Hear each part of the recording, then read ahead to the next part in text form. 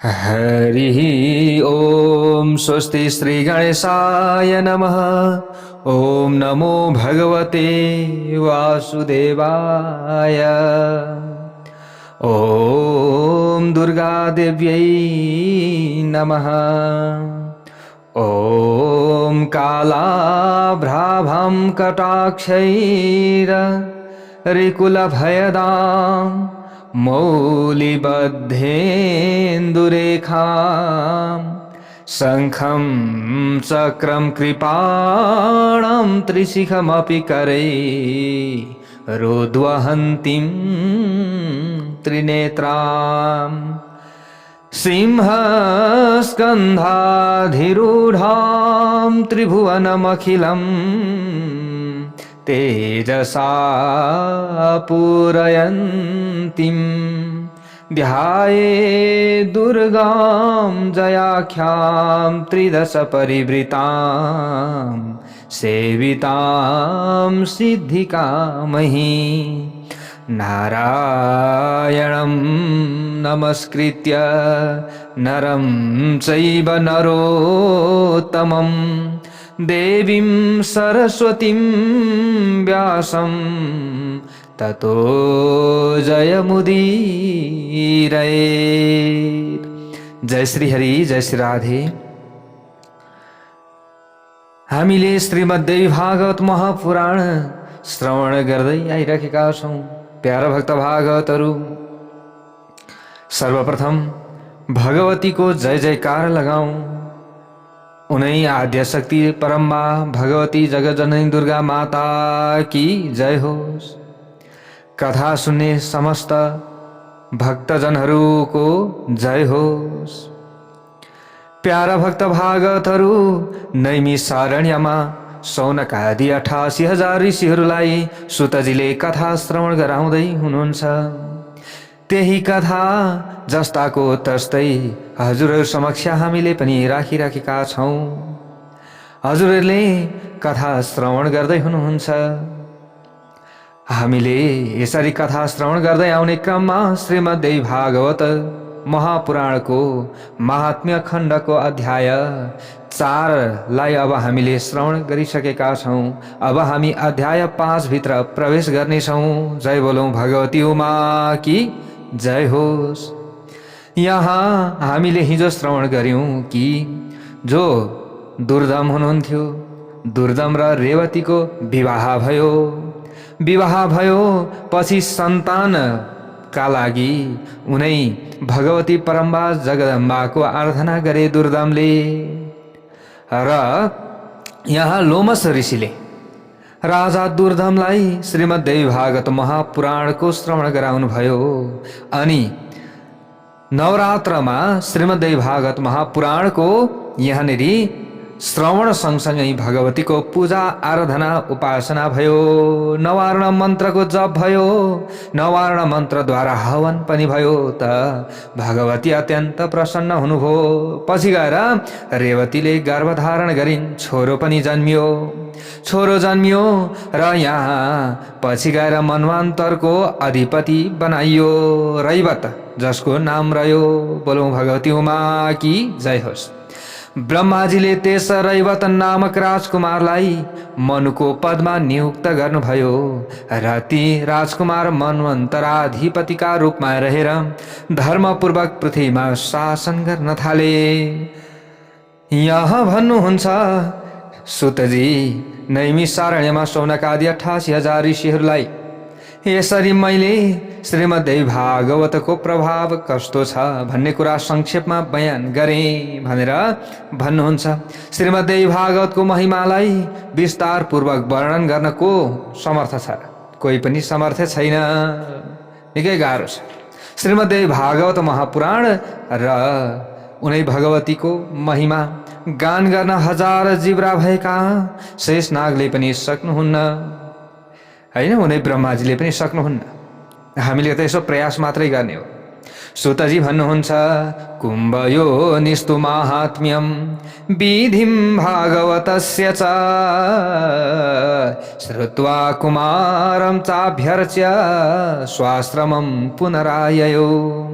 हे ऋषिहरू, यसरी देवी भागवतको महिमा र विधि सुनेर अगस्त्य कार्तिकेयको पूजा गरी आफ्नो घरतर्फ लाग्नुभयो। कार्तिकेयले अगस्त्य मुनिलाई यो कथा सुनाउँदै हुनुहुन्थ्यो नि त, होइन? यता नैमिषारण्यमा शौनकादि 88,000 ऋषिहरूलाई सुतजीले सुनाउँदै हुनुहुन्छ।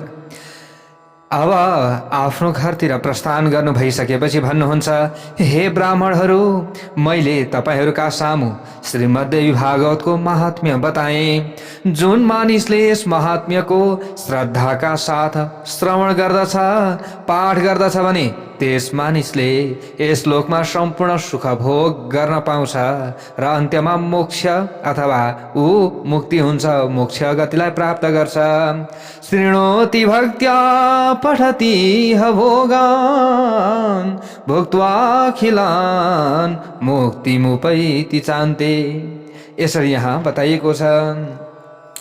अगाडि अब ऋषिहरूले प्रश्न गर्नुभयो, सुत सुत महाभाग श्रुतं महात्म्यमुत्तमम् अधुना श्रोतुमिच्छामः पुराण श्रवणे विधिम्। ऋषिहरूले प्रश्न गर्नुहुन्छ, हे सुतजी, हामीहरूले श्रीमद्देवी भागवत महापुराणको महात्म्य सुन्यौं महात्म्य हामीले प्रष्ट रूपमा। अब यस पुराणलाई श्रवण गर्ने विधि सुन्न चाहन्छौँ। कसरी श्रीमद्देवी भागवत महापुराणको श्रवण गर्नुपर्दछ, यसको विधि के रहेको छ, पुरा श्रवण गर्न चाहन्छौँ भनेर प्रश्न गरेपछि सुतजीले अगाडि गएर भन्नुहुन्छ, श्रूयतां मुनयः सर्वे पुराण श्रवणे विधिम् नराणां शृण्वतामेन सिद्धिः स्यात् सार्वकामिकी। यहाँ भन्नुहुन्छ, हे ऋषिश्वर, हे मुनिहरू, तपाईहरू यस पुराणलाई श्रवण गर्ने विधिका बारेमा सुन्नुहोस्। कसरी? श्रद्धापूर्वक ध्यानपूर्वक सुन्नुपर्छ, नत्र सुन्यो उडायो सक्यो। त्यसैले ध्यानपूर्वक सुन्नु पर्यो। जुन विधि सुन्नाले मात्र पनि मनुष्यहरूका सबै कामनाहरू सिद्ध हुन्छन्। यो विधि सुन्ने मात्र व्यक्तिहरूको पनि कामना पुरा हुने भयो, पापहरू नष्ट हुने भयो। यसरी बताइएको छ। पुराण श्रवण गर्न चाहने बुद्धिमान मानिसले सर्वप्रथम ज्योतिषीलाई बोलाउनु पर्छ। कसलाई बोलाउनु पर्यो? दैवज्ञ भनिन्छ नि, दैवको बारेमा जान्ने, भूत भविष्य वर्तमान जान्ने, है? ज्योतिषीलाई बोलाउनु पर्यो र ज्योतिषीलाई बोलाएर उत्तम मुहुर्तको निर्णय गर्नुपर्दछ, होइन? अचेल त अब मुहुर्त हेराउँदैन। हामीले देखेका छौँ धेरै ठाउँमा मुहुर्त सुर्त छैन, एकातिर गोली मार, अर्कोतिर पुराण भनिरहेको छ। कहिले अस्त छ, कहिले उदय छ, कहिले के छ, कहिले कसो छ, केही थाहा छैन। पुराण श्रवण चक्र जुराएर कथाको आरम्भ गर्नुपर्ने, पुराण श्रवण चक्रै जुराएको हुँदैन। ए हुन्छ, चलो भन, सुरुवात गर। त्यस्तो स्थिति छ। तर यहाँ भनियो, के भनियो भन्दा मुहुर्त जुराउनु पर्दछ। प्यारा भक्त भागवतहरू, आदौ दैवज्ञम आहूय मुहुर्तम कल्पयेत् सुधिः आरभ्य शुचिमासं तु मास षड्कं शुभावहम्। आदौ दैवज्ञम आहूय भनेको यहाँ अघि मैले बताएको छु हजुरहरूलाई कि आदौ भनेको सबैभन्दा अगाडि के गर्नुपर्छ अरे? दैवज्ञम आहूय। दैवज्ञम भनेको ज्योतिषलाई आहूय बोलाएर मुहुर्तम कल्पयत सुधि, राम्रो तरिकाले राम्रो मुहुर्त कल्पयत, त्यसको रचना गर्न लगाउनु पर्दछ अथवा त्यो मुहुर्त जुराउनु पर्दछ, निर्णय गर्नु पर्दछ। श्रीमद्देवी भागवत श्रवण गर्नको लागि जेठदेखि लिएर 6 महिना कल्याणकारक हुन्छ भनेर बताइएको छ।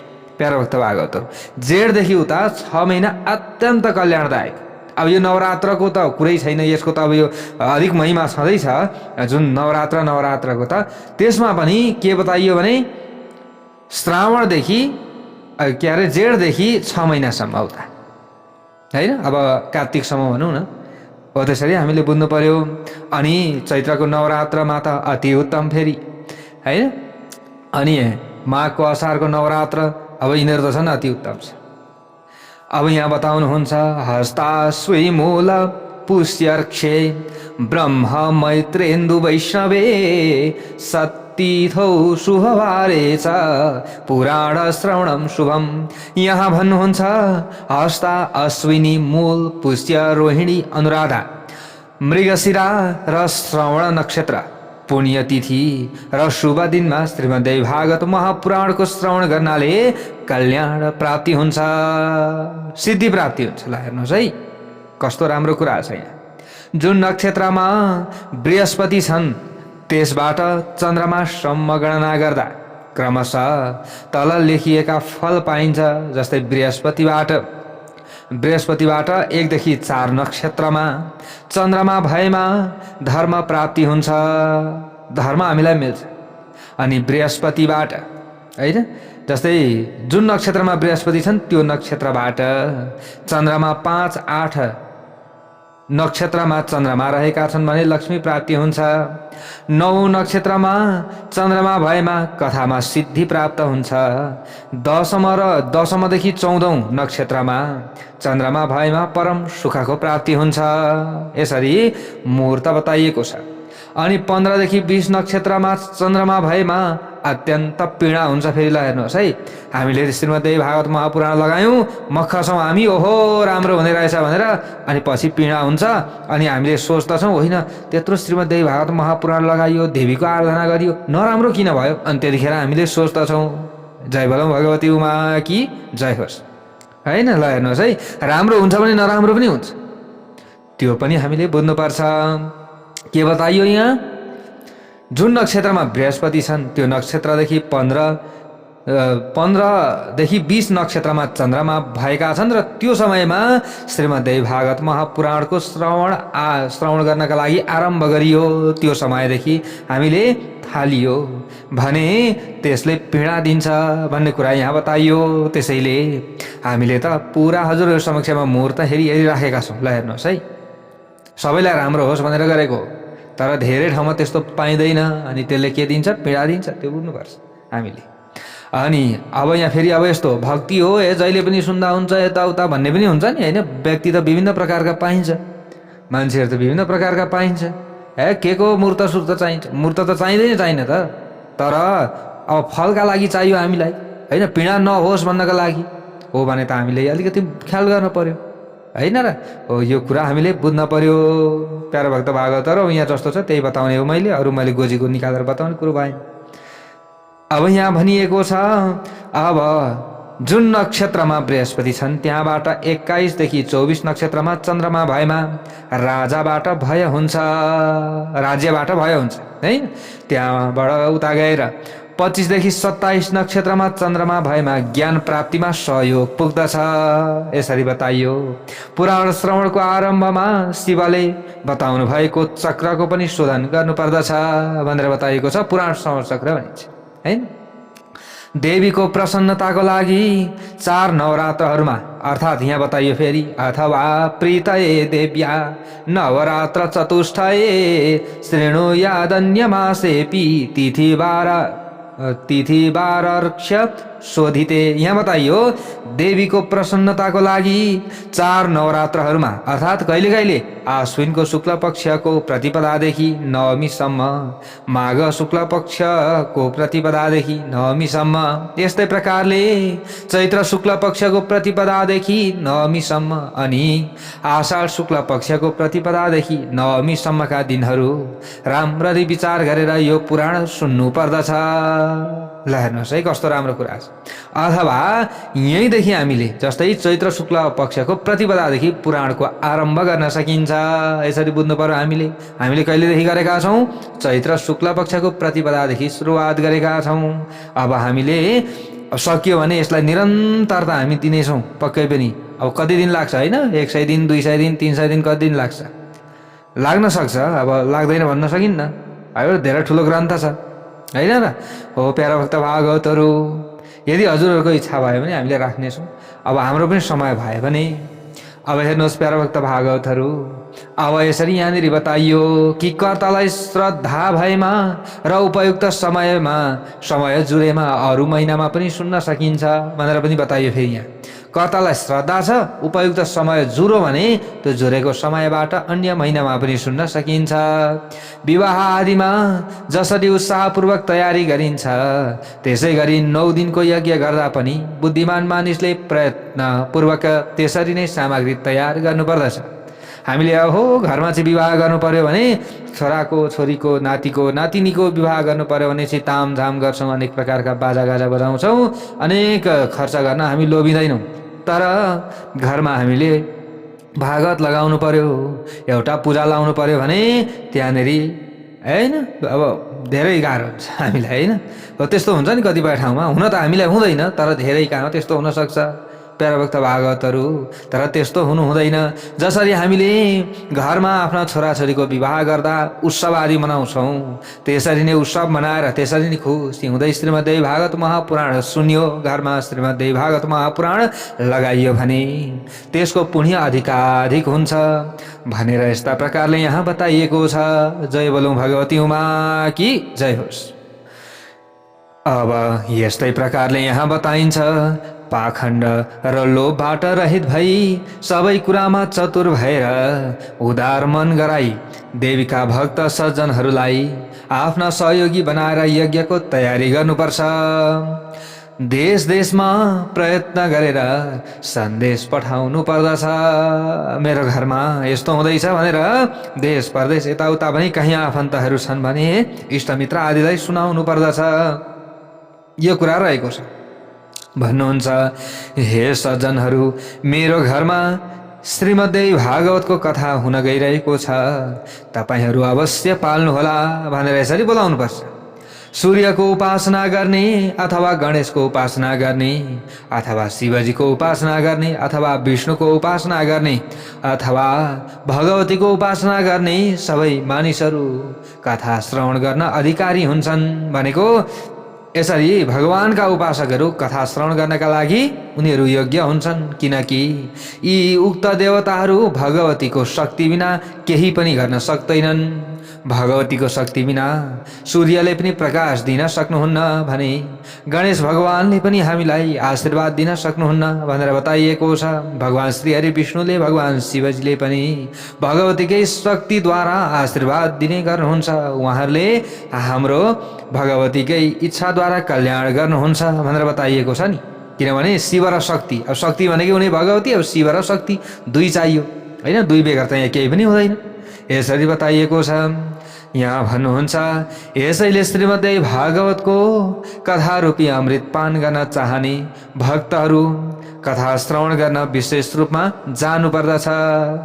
कथा श्रवण गर्नका लागि उद्यत भएर जानुपर्दछ। अहो कथा लाग्दैछ अरे भनेपछि त्यसले मलाई बोलाउ कि बोलाउला कि नबोलाउला हैन भनेर फुल लिएर बस्नु हुँदैन। जहाँ कथा हुँदैछ त्यहाँ हामी दगुरेर जानुपर्दछ भनेर यसरी यहाँ बताइएको छ।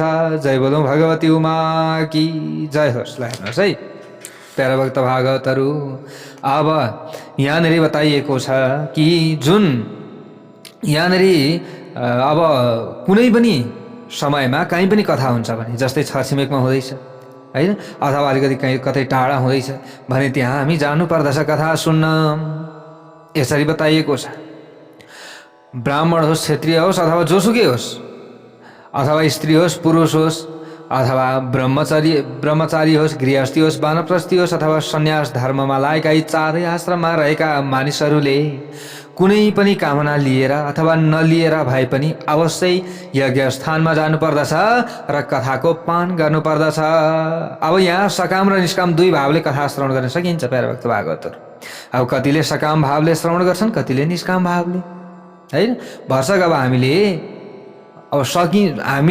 आफ्नो चाहिँ इच्छा सिद्धिका लागि, जस्तै अब कतिले चाहिँ धनका लागि अथवा कतिले चाहिँ मानका लागि हैन, कतिले चाहिँ आफ्नो इच्छा सिद्धिका लागि, कतिले चाहिँ अब सन्तान प्राप्तिका लागि अथवा कुनै न कुनै कामनाले पनि हामीले कथा श्रवण गर्न सक्ने रहेछौँ। मेरो मनोकामना फलानु मनोकामना पुरा होस् है हे भगवती, तपाईप्रति समर्पित बन्दैछु। कथा सुन्नु भनेको के हो भने नि उनी देवीको हामीले स्तुति गरेको हो। फेरि यसरी बुझ्नु पर्यो। कथा सुन्दा मनोकामना पुरा हुन्छ, कथा सुन्दा चाहिँ हामीलाई राम्रो हुन्छ भनेर हामीले भन्छौँ नि। किन त भनेको भन्दा त अब यहाँ भन्न त सबैलाई भ्याउ नपुग्ला, तर कथा सुन्यो भने के भयो त भन्दा त्यो कथा सुन्दाखेरि पनि हामीले त्यसलाई चिन्तन मनन गरिराखेका हुन्छौँ होइन। कथा सुन्दै ओहो यस्तो रहेछ भनेर चिन्तन मनन गरेका हुन्छौँ। त्यसबाट के हुन्छ भन्दा भगवतीको अथवा भगवानको स्तुति हुन जान्छ। अनि त्यस पछाडि भगवान भगवती अत्यन्त प्रसन्न बन्नुहुन्छ र हामीलाई आशीर्वाद दिन आउनुहुन्छ, दगुर्दै आउनुहुन्छ क्या। भक्तलाई चाहिँ कसरी आशीर्वाद दिउँ त भनेर पर्खिराख्नु भएको हुन्छ नि, होइन। भगवान भगवती त अहम भक्त पराधीनम भन्नुहुन्छ नि भगवानले। म त के छु, भक्तको अधीनमा छु। दुर्वासा ऋषिलाई यसै भन्नु, होइन। म त के छु, भक्तको अधीनमा छु। त्यसैले हामीले भगवानलाई के गर्न सक्दछौँ, हामीतिर आशीर्वाद दिन बाध्य बनाउन सक्दछौँ, अथवा भक्त हामी हौँ, हामीले चाहिँ भगवानलाई बाँध्न सक्दछौँ। कसरी भन्नु होला फेरि, उदाहरण त छँदैछ, होइन। उदाहरण त छँदैछ कि देवकी माताले कसलाई बाँध्नु भएको थियो, भगवान श्रीकृष्णलाई। के को बलले, भक्तिको बलले। त डोरीको बलले हो त होइन, डोरीको बलले त बाँधिनु भएन, भगवान बाँधिनु भयो त। हजुरहरूले कथा सुन्नु भएको छ प्यारा भक्त भागवतहरू। उनै यशोदा माताले बाँध्न खोज्नुहुन्थ्यो तर 2 अङ्गुल कम हुन्थ्यो, फेरि रसी जोड्नुहुन्थ्यो, फेरि बाँध्न खोज्नुहुन्थ्यो, फेरि 2 अङ्गुल कम हुन्थ्यो, फेरि अर्को रसी ल्याउनुहुन्थ्यो, फेरि जोड्नुहुन्थ्यो, फेरि बाँध्न खोज्नुहुन्थ्यो, फेरि 2 अङ्गुल कम हुन्थ्यो। अन्तिममा पसिना आएको देखिसकेपछि भगवानले यसो विचार गर्नुभयो, ओहो भक्तले मलाई बाँध्ने इच्छा गरिराखेको छ, अथवा भक्तले मेरो भजन गरिराखेको छ, चाहे जुनै किसिमले होस्, त मैले कल्याण गर्नुपर्छ जसरी पनि भनेर आफैले बाँधिनु भयो। जय बोलौँ भगवती उमा की जय होस्। ल हेर्नुहोस् है, कस्तो राम्रो दिव्य प्रसङ्ग छ, कस्तो राम्रो कथा छ। त्यसैले हामीले भगवानलाई प्रसन्न बनाउन चाहन्छौँ भने भक्ति चाहिन्छ, हामीमा श्रद्धा चाहियो। एकदम विश्वासका साथमा हामीले कथा सुन्नुपर्छ, होइन। एकचोटि मात्रै होइन, दोहोऱ्याइ हामीले कथा सुन्ने हो। प्यारा भक्त भागवतहरू यसरी बताइएको छ। अब यहाँ बताइन्छ अगाडि गएर, जुन मानिसहरूलाई पुरै 9 दिनसम्म कथा सुन्ने अवसर हुँदैन तिनीहरूले पनि समय मिलेको अवस्थामा त्यहाँ जानुपर्दछ। अब कतिपय अवस्थामा नहोला नि त, होइन। 9 दिनसम्म अथवा चाहिँ जहिले तहिले कथा सुनिरहने अवसर हामीलाई नमिल्ला, त्यस्तो समय नमिल्ला, त्यस्तो भए तापनि एक क्षण मात्रै भए पनि त्यो यज्ञस्थलमा पुगेर कथा सुन्नुपर्दछ र पुण्य आर्जन गर्नुपर्दछ भनेर बताइएको छ। नावकाश कदाचित स्यान् नवाह श्रवणे पितहि आगन्तव्यं यथा कालम यज्ञ पुण्य क्षण स्थिति भनेर यहाँ बताइयो प्यारा भक्त भागवतहरू। अनि यहाँ अगाडि भन्नुहुन्छ, कर्ताले नम्रतापूर्वक गाउँ ठाउँका सबै मानिसहरूलाई निमन्त्रणा दिनुपर्दछ। देश परदेशमा पनि निमन्त्रणा पठाउनु पर्यो। आफ्ना कोही आफन्त छन् भने, वरिपरि छन् भने उनीहरूलाई पनि निमन्त्रणा दिनुपर्दछ।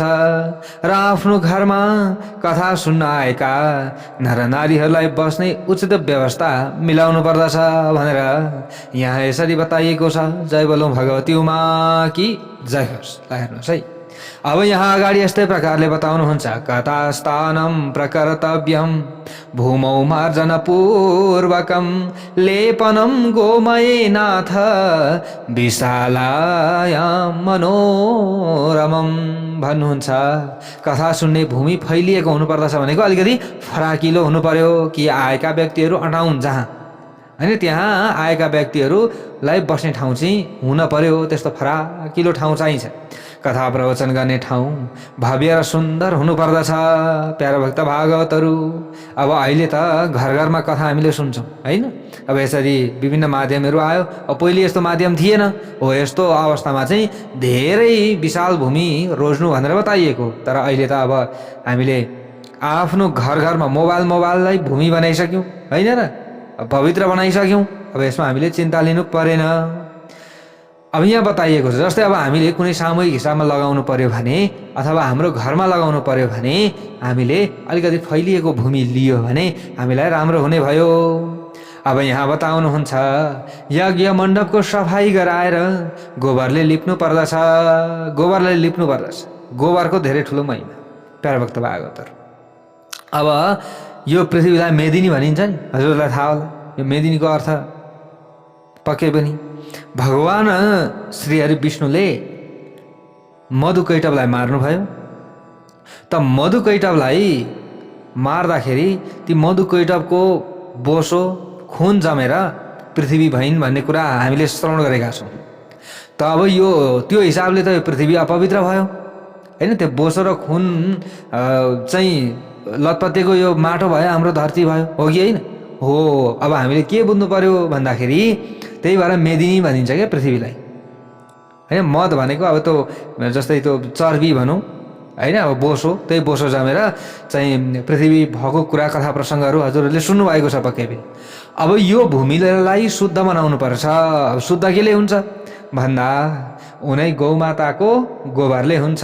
जय बोलो भगवती उमा कि जय होस्।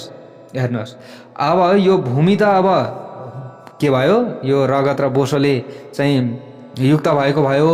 अब त्यो भूमिलाई शुद्ध बनाउनका लागि हामीले माथिबाट गोबरले लिपेर शुद्ध ठाउँ बनाउनु पर्दछ। यसको मतलब यो हो। फेरि अब हजुरहरूलाई फेरि यो अब कतिलाई सुन्नुभएको छैन भने यो अनौठो लाग्ला, यस्तो पनि हुन्छ र भन्ने लागेको होला, तर यो हो फेरि प्यारा भक्त भागवतहरू। त्यसै पृथ्वीलाई मेदिनी भनिएको होइन। मेदिनीको नाम किन राखियो? कथा त हजुरहरूले पक्कै पनि सुन्नुभएकै छ यो कुरा त। त्यही मधुकैटबको चाहिँ बोसो र रगत जमेर पृथ्वी भइन् भन्ने त सुन्नुभएको होला नि हजुरहरूले हैन? पक्कै पनि अब स्वस्थानीमा पनि हजुरहरूले सुन्नुभएको होला प्यारा भक्त भागवतहरू। त्यसै कारणले गर्दा गोबरको महत्त्व छ, लिप्नै पर्दछ। भर्सक गाईको गोबरले लिप्नै पर्छ, यो अनिवार्य हो। हुन त अब अचेल अब टायल लगाएका घर हुन्छन्, मार्बल लगाएका घर हुन्छन्, त्यसमा पनि हामीले के गर्नुपर्छ भने हामीले गहुँत त पक्कै पनि पाइन्छ, किन्नै पनि पाइन्छ अथवा जहीँ पनि पाइन्छ। हामीले त्यो गहुँत ल्याएर गहुँतले चाहिँ के गर्नु पर्यो, पोचा लगाउनु पर्यो, शुद्ध बनाउनु पर्यो प्यारा भक्त भागवतहरू। अनि त्यो माथि रेखी लगाएर, त्यतिकै पनि हुँदैन, फेरि रेखी लगाउनु पर्यो। अनि रेखी माथि पनि हामीले त्यहाँ अब धान भयो, चामल भयो, ती चिजहरू राखेर अनि त्यसमाथि हामीले भगवानलाई स्थापना गर्छौँ। जय बोलो भगवती उमा कि जय होस्। भगवान भगवतीलाई यसरी हामीले स्थापना गर्छौँ, यसरी बताइएको छ। अनि यसरी गोबरले लिप्नुपर्छ, सरसफाइ गरेर के गर्नु पर्यो, गोबरले लिप्नु पर्यो। अब केराका स्तम्भहरू र ध्वजा पताकाहरूद्वारा अलङ्कृत रमणीय मण्डप तयार गर्नुपर्दछ भनेर यसरी बताइएको छ। अब मण्डपमाथि सुन्दर चन्दुवा पनि टाङ्नुपर्छ भनेर बताइयो प्यारा भक्त भागवतहरू। जस्तै चन्दुवा हजुरहरूलाई थाहा होला पक्कै पनि हैन। अनि मण्डपमाथि सुन्दर चन्दुवा टाँगेर वरिपरि श्रृङ्गार्नु पर्दछ मण्डपलाई। अनि कथावाचक बस्ने आसन पनि दिव्य हुनु पर्दछ, नबिजाउने खालको हुन पर्यो। कथा भन्न थालेको छ, यता बिजा बिजाइ गऱ्यो भने त ध्यान त्यता जान्छ, कथातिर ध्यान नै जाँदैन फेरि हैन। कथा त भन्नु पर्यो नि त हो। त्यसैले आसन दिव्य हुनु पर्दछ, सुखदायक राम्रा वस्त्रले ढाकिएको हुनु पर्दछ, धोइ पखाली गरेका शुद्ध वस्त्रले ढाकिएको हुनु पर्दछ। कथावाचकको आसन पूर्वतिर फर्केको अथवा उत्तरतिर फर्केको गराउनु पर्दछ। वाचकको आसन कता हुनु पर्यो, पूर्व फर्काउनु पर्यो कि उत्तर फर्काउनु पर्यो प्यारा भक्त भागवतहरू। कथा सुन्नका लागि आउने नर नारीहरूका निमित्त पनि यथायोग्य अलग अलग आसनको व्यवस्था मिलाउनु पर्दछ। यथोचितानां कुर्वीत श्रोतॄणामासनानि च नृणां चैवाथ नारीणां कथा श्रवण हेतवे। एकदम राम्रो व्यवस्था मिलाउनु पर्दछ यसको मतलब। हुन त अब आफ्नो क्षमता अनुसार, आफ्नो शक्ति आफ्नो कस्तो छ त्यही अनुसार हामीले गर्नु पर्यो। अनि त्यही अनुसार हामीले अब मान्छे बोलाउने कुरा पनि त हामीले जानिहाल्छौँ होइन र? हो, यी कार्यहरू गर्नु पर्यो। कथा यसरी अब राम्ररी चित्त बुझाएर भन्न सक्ने प्रवचन कला भएको संयमी अनि शास्त्र ज्ञाता, देवीको आराधना गर्न तत्पर भएको अथवा भगवान शिवजीको आराधना गर्न तत्पर भएको, दयालु, लोभ नभएको, चतुर र धैर्य भएको कथावाचकलाई व्यासको आसनमा राख्नु उत्तम मानिएको छ। कि के हुनु पर्यो, भगवान भोले बाबाको भक्त हुनु पर्यो कि देवीकै भक्त हुनु पर्यो हैन? अब उहाँहरूबाट हामीले कथा सुन्नु पर्दछ, उहाँहरूकै भक्तबाट, जस्तै देवीको भक्तबाट, शिवजीको भक्तबाट, गणेशको भक्तबाट, अथवा हामीले यसरी उहाँहरूको भक्त भएका कोही पनि गुरुहरूबाट कथा सुन्नुपर्दछ। जो कोहीबाट श्रवण गरियो भने पनि त्यसको पूर्णफल हामीले प्राप्त गर्न सकिँदैन। जय बोलो भगवती उमा कि जय होस्। होइन, राम्रो हुन्छ भने त्यहाँ नराम्रो पनि हुन्छ भन्ने कुरा हामीले बुझ्नु पर्यो कि। त्यसरी हामीले यी कुरा बुझ्नु पर्यो। त्यसैले हामी सबैले यो कुरा पक्कै पनि ध्यानमा राख्यो भने हामीलाई राम्रो हुने भयो। प्यारा भक्त भागवतहरू, यसै गरी श्रोता पनि ब्राह्मण सेवक देवताका भक्त हुनुपर्छ। कथा रसपान गर्न अत्यन्त रसिक हुनुपर्छ कि जतिखेर अब कथा सुनौ सुनौ लाग्ने खालको हुनु पर्यो श्रोता पनि। अनि भन्नेलाई पनि के आउँछ, मजा आउँछ, अथवा भन्नेलाई पनि आनन्द आउँछ नि, भित्रैदेखि अझै भनौँ भनौँ भनौँ भनौँ लाग्छ। अनि त्यो भनेको कथाले पनि सबैलाई प्रभाव पर्छ, यसरी बताइएको छ। अनि यस्तै प्रकारले श्रोता पनि कस्तो हुनुपर्दछ, उदार हुनुपर्छ, लोभ नभएका, नम्र र हिंसा नगर्ने सज्जन हुनुपर्दछ। र कथावाचक पनि शुद्ध हुनुपर्दछ, यसरी बताइएको छ। पाखण्डी, लोभी अनि यहाँ अत्यन्त कामी, धर्मलाई देखाएर भित्रबाट पाप गर्ने, निष्ठुर र क्रोधी कथावाचकलाई देवी भागवतको नवाह यज्ञमा उत्तम मानिएको छँदै छैन। जय बोलो भगवती उमा कि जय होस्। प्यारा भक्त भागवतहरू, अलिअलि कथा भन्नु दक्षिणा मागो, होइन? अब यस्ता कथावाचकहरूबाट टाढा रहनु पर्यो भन्ने कुरा यहाँनिर आयो। प्यारा भक्त भागवतहरू, है यहाँ दक्षिणैको मात्रै कुरा गरेर त भएन, फेरि गाह्रो छ कुरा। अब यहाँ जस्तो छ त्यो कुरा भन्न पर्यो, होइन? अब हेर्नुहोस्, यहाँनिर अब धर्मलाई देखाएर भित्रबाट पाप गर्ने पनि हुन्छन् नि।